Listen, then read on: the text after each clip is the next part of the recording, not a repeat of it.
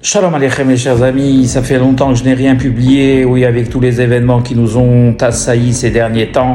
En plus, il y a les congés d'été, donc je dis, bon, peut-être que c'est pas le moment, mais l'occasion se présente. Nous sommes à Ben Hametzarim, c'est-à-dire la période entre le 17 Tammuz et le 9 Av, et le moment est venu de dire quelque chose. Be'ezrat Hashem Shorato. Alors, et justement, qui est en rapport avec la situation que l'État d'Israël vit, que le peuple juif vit, entouré de tous ses ennemis qui ne rêvent que de l'anéantir, eh bien, j'ai écouté une théorie qui m'a fait sourire et m'a fait réfléchir en même temps, disant que l'attaque que tout le monde attend, eh bien, se déroulerait le 9 Av. Tout simplement parce qu'il ne faut pas oublier que l'Iran, c'est les Perses d'avant, les Perses d'antan. Donc les Perses d'antan, ça vous rappelle personne. Aman et les Perses sont des gens très très intelligents. Et c'est pas pour rien qu'ils ont inventé, ce sont eux qui ont inventé les échecs. C'est le peuple en lui-même est très intelligent. Les dirigeants, eux, de leur côté, cette haine abyssale d'Israël qui leur a rien fait est tellement incompréhensible qu'ils tôt ou tard ils amèneront le pays pas au bord du gouffre parce qu'ils y sont, mais dans le gouffre. Et donc le peuple iranien est un peuple très intelligent, c'est un peuple très évolué, très intelligent. Et il connaît bien l'histoire, d'ailleurs les ayatollahs ont appris l'histoire. Et ils savent que le mois d'Av, ils disent les Hachamim, Mazalam shel Israël, les matas, le Mazal du Ham Israël est malheureusement en bas. Et pourquoi? Tout simplement parce qu'à cette période, il s'est passé beaucoup de choses dans l'histoire du peuple juif. En l'occurrence, l'histoire des Meragelim, l'histoire où quand les Meragelim sont revenus, les Israël ont pleuré toute la nuit. Akadosh Baruch Hu, il leur a dit, vous pleurez pour rien, alors je vais vous donner une raison pour pleurer. Et donc le 9 Av, en même temps, il y a eu la destruction des deux temples, le premier et le second temple. Donc c'est une période qui est vraiment, vraiment très difficile. Et donc le Mazal du Ham Israël n'est pas, on va dire, à son apogée. C'est une des raisons pour lesquelles, même dans la halakha, on dit que si on a par exemple un procès où on va au tribunal, etc., si on peut reporter, ben c'est bien de le faire. Et alors donc ces goïms disent, ah tiens, peut-être que c'est le moment où on pourra lancer notre attaque sur Israël et elle réussira, que Dieu en préserve.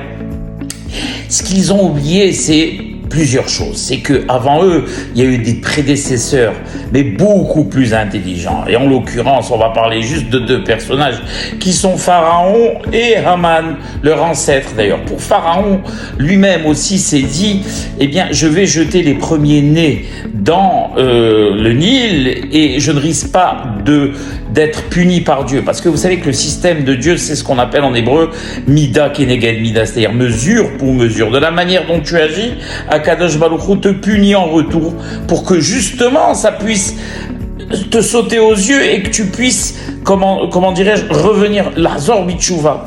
Par exemple, quelqu'un qui vole, qui a volé 400 dirhams, je vais dire n'importe quoi, eh bien Akadosh Baruch Hu fera en sorte qu'il perde exactement cette somme pour que la personne comprenne que c'est à cause de ça qu'il a perdu cette somme, etc. Donc c'est le système de Mida Keneged Mida. Et donc Pharaon s'est dit, puisque Dieu a juré de ne plus ramener le Maboul, donc le déluge depuis l'histoire de Noé sur terre, eh bien je ne risque rien, alors je vais les jeter dans le Nil.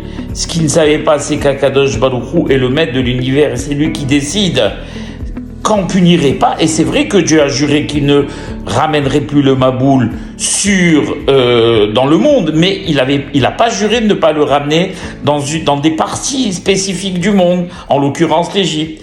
Et donc ils ont eu la grêle, et mieux que ça, ils ont eu les 10 plaies, et mieux que ça, Akadosh Baruch Hu nous a donné une fête. La magnifique fête de Pessah. Donc Pharaon, lui, au départ, pensait pouvoir se jouer d'Akadosh Baruch Hu sur des statistiques, en disant que si qu'Akadosh Baruch Hu, etc., jouait avec Akadosh Baruch Hu, il a perdu. Non seulement il a été puni, mais on a eu une fête. Haman, la même chose. Il a décidé que le 13 Adar serait le jour où il exterminerait Lo Alenu Alson et Israël, tout le peuple d'Israël, Tav venashim veiladim beyom echad ushladam lavoz. Et pourquoi le mois de Hadar? Eh bien, tout simplement parce qu'une des raisons qu'il avait pris en compte, c'est que le mois de Hadar, c'est le mois où Moshe Rabbeinu est décédé. Et donc, étant donné que de Moshe Rabbeinu sont issus toutes les âmes, et ils tirent leur force, le Ham Israël tire leur force de Moshe Rabbeinu, eh bien, il s'est dit, comme Moshe Rabbeinu est décédé à cette période, le Mazal d'Israël serait au plus bas. Il y a eu d'autres raisons pour lesquelles il a choisi le mois de Hadar, tout simplement parce que c'est le seul mois où il n'y avait pas de fête. Et donc rien de positif pour le Ham Israël.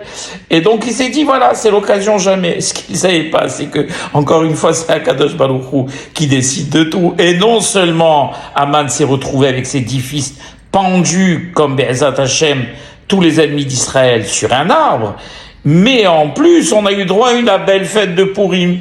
D'accord? Et comme dit le prophète, Hatzoma Rivi'i, Hatzoma Shivei, Hatzoma Rivi'i, Hatzoma Chamishi, Hatzoma Shivei, Hatzoma Asiri. Donc, le jeûne du mois 4, le mois de Tammuz, jeûne du mois 5, le mois d'Av, le jeûne du mois 7, celui de Sum Gedalia, et le jeûne du mois 10, qui est celui du Asara Betevet, se transformeront du jeûne, Be'ezat Hashem, en Simha, Be'ezat Hashem, les Kulanu.